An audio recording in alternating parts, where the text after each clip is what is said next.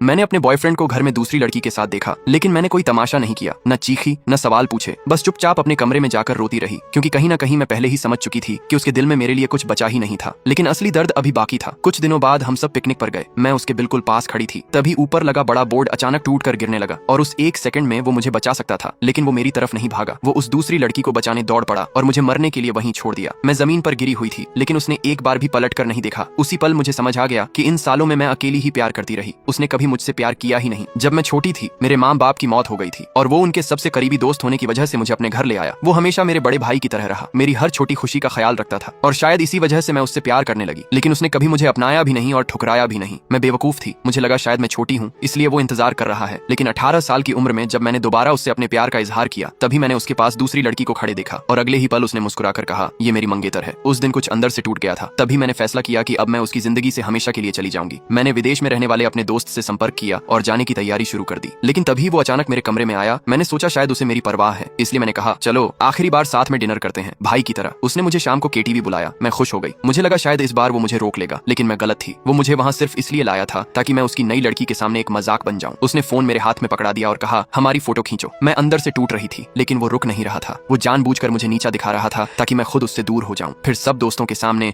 उसने उस लड़की को प्रपोज कर दिया। पूरा कमरा तालियां बजा रहा था और मैं चुपचाप वहां से भाग गई। उस रात मैंने घर पर एक आखिरी चिट्ठी छोड़ी, फिर अपना फोन कूड़ेदान में फेंका और बिना पीछे देखे फ्लाइट में बैठ गई। मैं इस शहर और उससे दोनों से दूर जा रही थी। जब वो रात में घर लौटा तो उसने सबसे पहले पूछा वो कहाँ है, लेकिन किसी को कुछ नहीं पता था। फिर उसकी नजर मेरी छोड़ी हुई चिट्ठी पर गई, लेकिन उसे अब भी लगा कि मैं बस बचकानी हरकत कर रही हूँ। गुस्से में उसने मेरी सारी चीजें फेंक दी। फिर वो पागलों की तरह मेरे कमरे में घुसा, लेकिन इस बार कमरे में मेरी कोई निशानी नहीं थी, न तस्वीरें, न कपड़े, न मेरी खुशबू, कुछ भी नहीं। और तभी उसे पहली बार एहसास हुआ कि जिस लड़की को वो हमेशा नजरअंदाज करता रहा, वो सच में उसकी जिंदगी छोड़कर जा चुकी थी। लेकिन अगर उसे मेरी इतनी ही परवाह थी तो उसने मुझे रोकने की कोशिश इतनी देर से क्यों की।